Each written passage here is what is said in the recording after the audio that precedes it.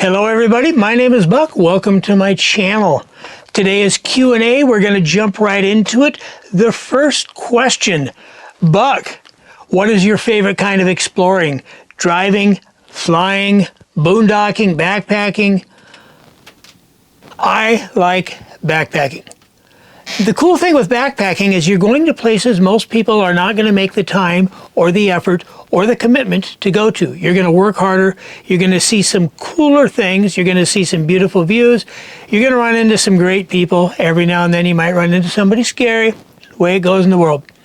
Backpacking by far, and you're getting a road trip mixed in. Because question number 2, worst camping experience. That would be my wife and I, our first trip after our twins were born, so that was 3 kids. They were babies. We went out with our brand new 24-foot travel trailer, and we both hated it but thought the other one liked it. That's why we bought that particular one. And on that particular trip, our twins were just a few months old, and they both decided to come down with explosive diarrhea on the same day at the same time. That night, our son got sick, sleep in that top bunk that got so hot, and so we had a throwing up son, explosive diarrhea in their daughters. You know, when we finished that trip, we didn't do another camping trip for a little while. We waited till they got a little older, and actually eventually ended up buying another pop-up trailer. So there's the worst camping trip. Buck, what is your bucket list trail? I've had a lot of fun. We're doing Sawtooth again in 2026. Bucket list would have to be the Appalachian Trail. I would like to do that probably in 2031. I turn 70 in 2030. I would like to do that after I'm 70. Also, that gives me time to plan, time to save. So there we go. My bucket list trip would be Appalachian Trail, south to north, lots of planning. Next question, what do you do if you're lost? I'm assuming you mean on the trail. The first thing you do is stop. Sit where you are, take a few minutes, relax, calm down, and think it through. Don't leave until you have a plan. If you left with none of the things to be prepared, you're screwed. Hopefully you left with a compass and you know how to use it, a map and you know how to use it, some kind of a GPS device and you know how to use it, tools to keep you warm and safe if you have to stay there till the sun comes up the next day. Proper preparation prevents poor performance. Have a plan, take a break, find your way. You can go 3 minutes without air, 3 days without water, 3 weeks without food. Best place to eat on a road trip. What's the worst thing that can happen on a road trip? Getting sick. So you want to stay healthy. Sometimes the healthiest food is in the surprising places. Go back and think of these Hell's Kitchen TV shows. Ramsay goes in the freezer and it's full of all the slimy chicken and freezer burned meat and stuff that's rotting, and they have to clean it all out because it stinks. You know where you're not going to find that? McDonald's. You're not going to find that at fast food places. Look for fast food. Look for places that have high volume. If you're somewhere without fast food, are they busy? Are they always busy? If it's a little town and they've got one cafe and you're walking in at 11:45 and it's empty, be careful what you order.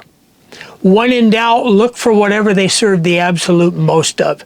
You go into a diner and they've got all of their specials and things. If that's your only choice, order a hamburger. You're looking for what they cook the most of. What is the least likely to be rotting in their freezer out back or their refrigerator? That is your goal. Stay healthy. How do I find trails that I want to hike? Some of them I've hiked. Some of them are still on my list, but I will tell you, I use a combination of the two. First, I use all trails. I like all trails because it is strictly hiking and backpacking. It's not four-wheeling, it's not hunting, it's hiking, it's backpacking. Is it perfect? I don't know, but it's what I've used. It's cheap to have the premium. I think it's $15-20 a year, and with that you can upload the map to your phone, put your phone in airplane mode, and satellite track your hike. It's easy on your battery. It's a good way to go. I also, when I find something I want, I start looking on Facebook, Reddit, whatever social media you use. Reach out in groups and see who's done those trails. I follow a half a dozen backpacking groups and off-road groups for the Jeep. Keep in mind, you have that secret favorite road, that secret favorite trail, that secret favorite camping spot. You're probably not going to share that with anybody on social media. I get that. So you really have to dig, and you really have to build some relationships. When are you going out on your first adventure, meaning to the Jeep? Camp, do something other than being in the basement. I started the camper no build, and it is somewhat difficult because I'm not willing to take the back seats out. I'm not willing to drill a whole lot of holes. It's just a day of work. I got half of it done. I've got the bed platform made. A few more things to do, but it is below zero out there. I'm not going to do the first trip in the van below zero. That being said, next week will be an adventure because I have a plan B if I can't get everything ready in time, and if I have to wait for it to warm up a little bit. That could very well be. What was I thinking starting an adventure video in January when I don't ice fish? I don't particularly enjoy below zero weather. I enjoy getting out there and doing things. Next week will be an action video. I'll make that commitment right here. Stay tuned. Next question. Are you afraid when you're backpacking alone? You know, to a certain level, I guess I am. But fear is a great motivator. Fear is an emotion that is there for a reason. It helps you keep your eyes peeled. It helps you keep your ears peeled. You won't see me backpacking alone with earbuds on. A lot of the trails around here in Wisconsin are also bicycle trails. If a bike's coming, if an animal's coming, whatever the case may be, I always need to be able to hear. So that is what I do. I always pay attention to what's around me. I don't go to grizzly bear country alone. I have really no fear. There's no animals that I'm worried about. My biggest fear of an animal would be a snake bite, but the poisonous snakes we have in Wisconsin are quite timid, rarely seen. I'm not really too worried about that. I just feel very comfortable. I feel like I have a plan for every situation, and I'm quick on my feet. But is there fear? Yeah, you wake up at 1 a.m. with a strange noise outside your tent. There's fear. But I'll save that story for another day. Next question. Will the iPhone, with its ability to send satellite texts, replace this type of device? This is my InReach Mini 2. The short answer is no. Garmin uses a satellite system that covers everything. Also, the features within the Garmin, the rescue button, the automatic signal that it sends out, the contact list, the ability to set it up so your family or whoever you give access to can go on the website and see exactly where you are at any given time. Those are things that aren't going to happen with the iPhone. The worst about it is even if you decided all I want to do is send a text, knowing it's going to take longer to send a text is that you can't put it in airplane mode to use the text system. So now you have to leave your data plan on all the time, even when there's no cell service, which is going to go through battery like crazy. We sent 2 texts a day for at least 4 days with this, and maybe had 1 reply a day because I've gone through that on another video. I think I used half the battery in 3 or 4 days. I just didn't use much. They go through very little when they're just in a monitor mode. Is the podcast making a comeback? No and maybe. The podcast that was asked about in that one was the trucking podcast that my son and I did. My wife helped with for a while. And we had a lot of fun with that podcast, had some success, both in making friends that I'm still friends with today. Some of you watching this know Dawn and I and Chris from the trucking podcast. And we had a lot of fun, but my trucking days are pretty much behind me other than some part-time work.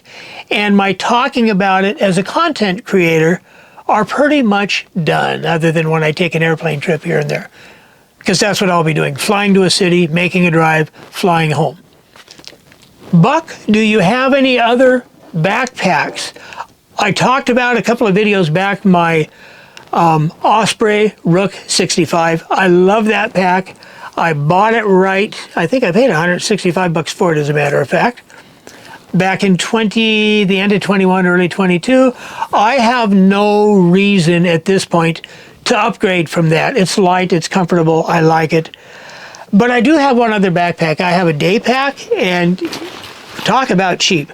I don't think I paid 30 bucks for this. I bought this probably 2018, 2019.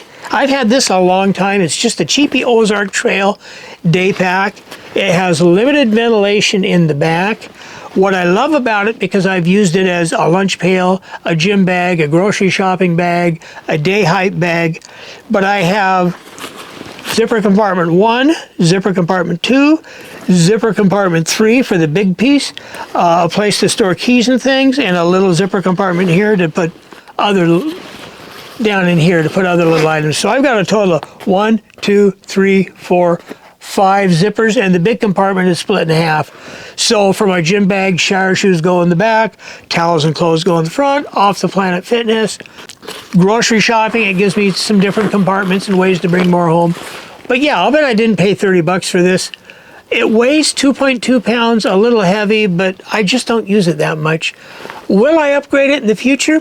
Probably. If I use it more, I don't think I would be satisfied with the venting. This is mesh, foam rubber.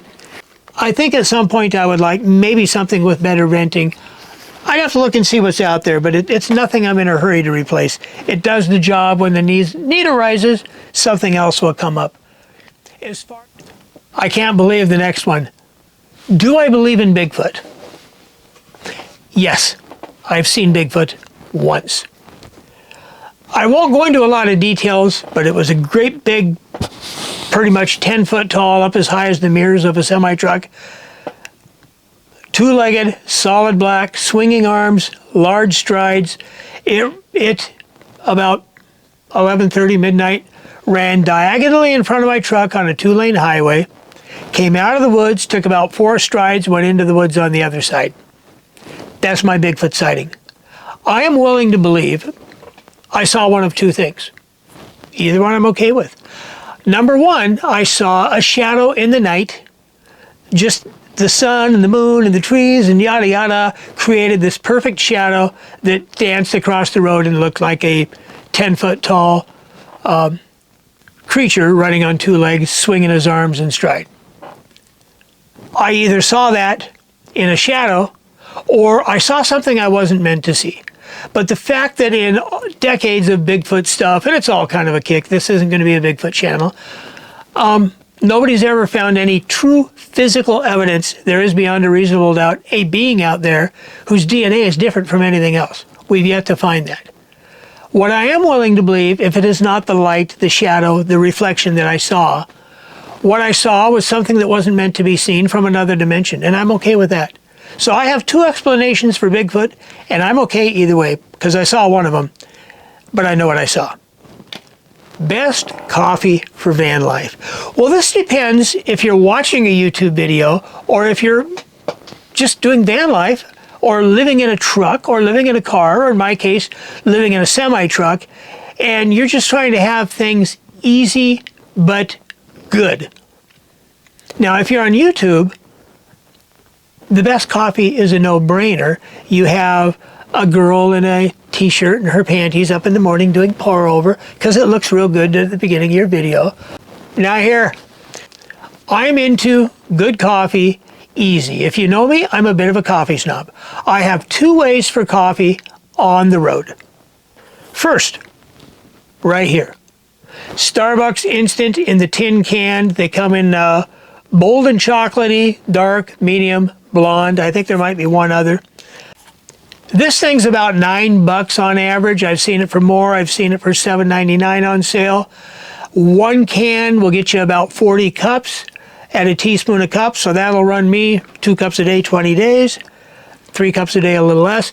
But that's pretty affordable coffee at that price, and it is good. There is a chemical in instant coffee called acrylamide. Now that chemical is in all roasted coffee, but there's just minor trace amounts in it. There's a hair more in most instant coffee.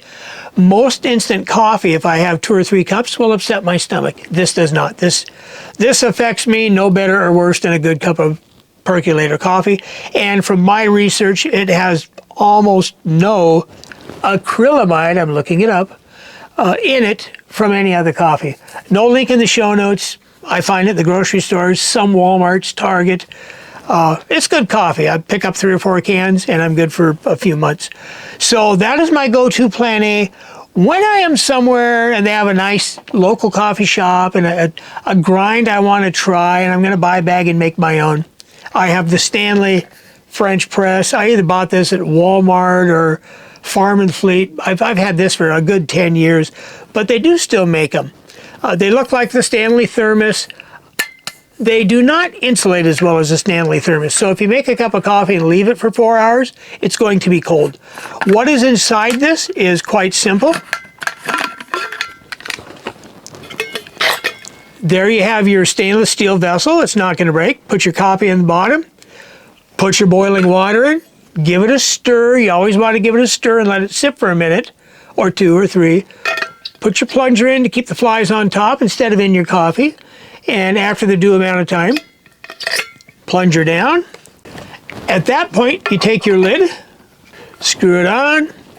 You have a convenient handle right here. When you're ready to drink, you unscrew the top lid. And it's all hinged backwards there. And there you go. You have a nice little mouthpiece. Drink, drive down the road. There you go. That is when I have a day off or time to kill, and I want to enjoy the process of making my coffee and drinking my coffee. But on a work day go-to or a show day go-to or a loadout night, show ends at 11:30 or 12, and I'm up at 10:30, I'm going to just sit and enjoy a couple of cups of coffee. I'm doing this because all I do is heat the water, stir it in, wash my cup, done. Boneheadedly, thank you, Starbucks. That's a great product. There you go, boys and girls. I don't know what form it is going to take, but I am going to jump in the Jeep and go somewhere next week. We will figure it out. But I have been home over a month, and I'm stir crazy. So let's go have an adventure.